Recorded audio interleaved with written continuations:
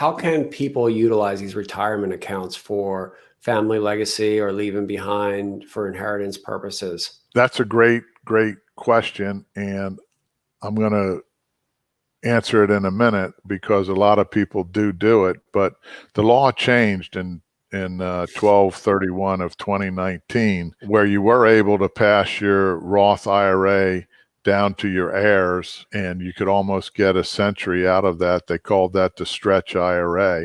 And you could pass it to your kids or even your grandkids. And let's say I've had my IRA since I was, my Roth IRA since 2000. So it's already 20 years old. And if I live for another 20 years, I'll have it for 40 years and then give it to my grandkids, who will then be in their 20s years old, and they have it for another 60 years. You can see it's easy for a century. And that's what I was hoping to do for building a legacy.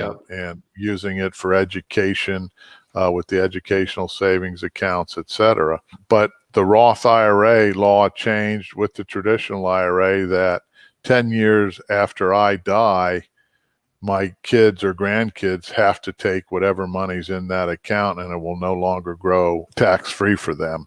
So they'll be able to use it for 10 years, but not for their lifetime. So I'm out looking at different things like charitable remainder trusts and different ways to provide that tax-free. You're talking about how are they going to pay the taxes.